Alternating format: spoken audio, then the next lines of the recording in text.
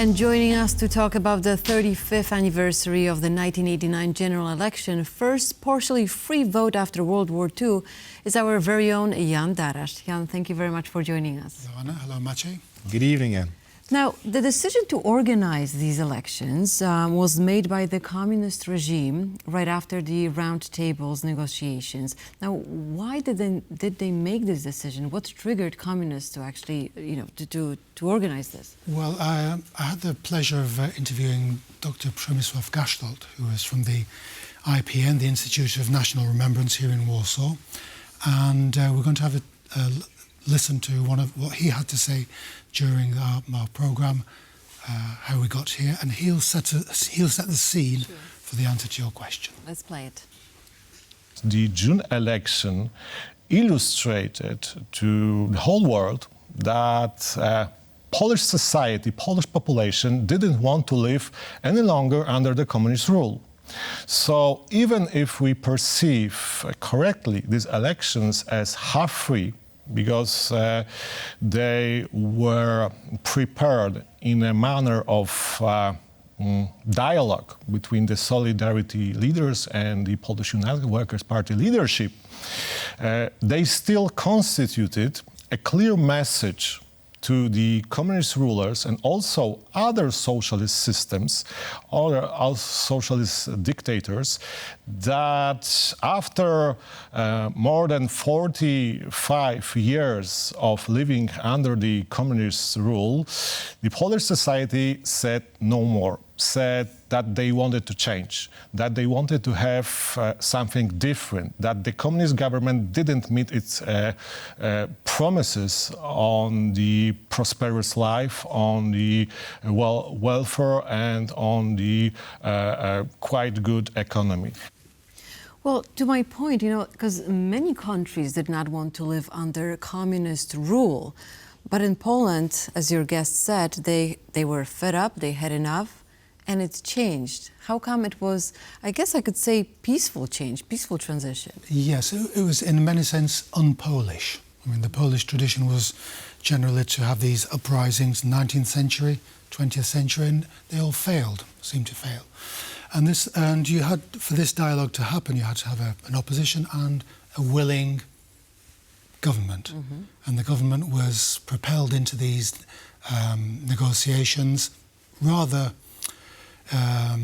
pushed into them by the economic crisis of the 1970s and then the 1980s. Mm-hmm. And both sides had to find a way forward, and that was dialogue rather than violence. Mm-hmm. Right, but I mean, in which group are you? The glass half full or half empty? I mean, some would say that it was a victory of democracy after all, and the others would say it's just some shady deal between the Solidarity movement and the communist regime. Well, I'm going to have to disappoint you. I mean, it's half full and half empty. I don't think you can get it's a very momentous election because it represented this transition from a communist, socialist regime into a kind of more of a capitalist, market-oriented economy. You could say it was a defeat for both of them. They're both sides, the opposition and the government. You could say it was a partial victory and a partial defeat for one and the other. So it never got that full, total victory that that either of them expected. So my answer to you is both. I mean, this is the answer that you probably don't want to hear, but unfortunately, I'm a historian, and that's the way. Yes, and that's the legacy that it gave us through to today. This criticism of the opposition not winning totally, but also that the government representatives stayed in positions of power. Now let's talk about the people. How difficult was this transition for regular Poles, and what were they going through during this time? I mean, you said that the economic situation was very bad. Also, after these elections, many Poles left Poland to make their future a little better. What were they going through at the time? Well, for the Poles in Poland, it got worse. There was to transition into a capitalist economy, reforms were put in that again, the criticism was that the reforms to go into a market economy went too quickly. The state industries were privatized very quickly indeed. They found their way into unscrupulous foreign hands or unscrupulous Polish hands. Individual Poles, many of them lost their jobs, so we saw these people literally on the streets selling their few wares. High inflation in the early 90s, so this was a huge, rather brutal transition from one way of arranging things, a central economy, into a private economy.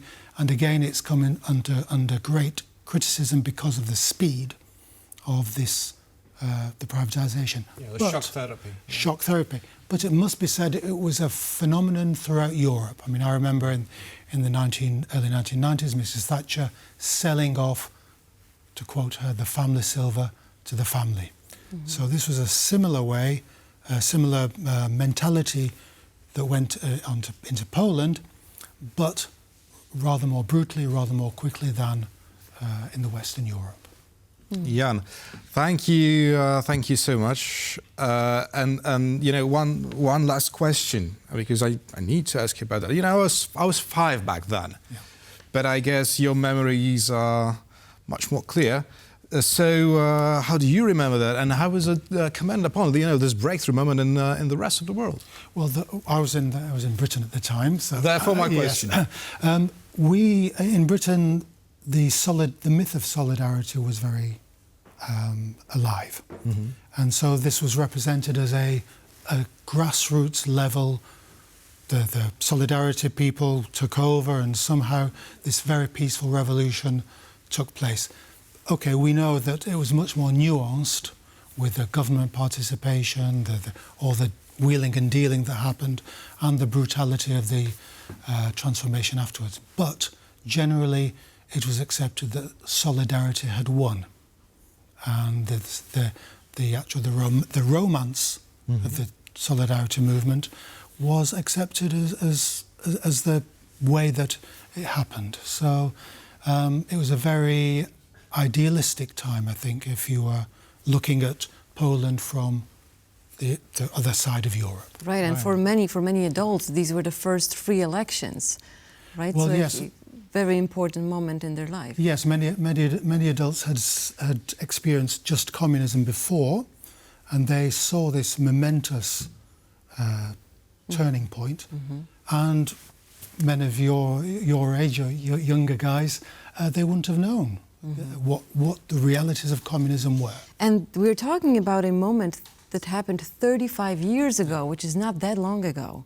So I hope that the younger generation, you know, it's not taking democracy for granted at this moment. Well, yes, I mean, you're quite right. I mean, the abiding lesson of our elections here was that to stand in a queue and to make, for hours and hours mm-hmm. perhaps, and to make your mark on the ballot paper is a really wonderful thing. Jan, thank you very much for giving us this history lesson. Thank you. Pleasure.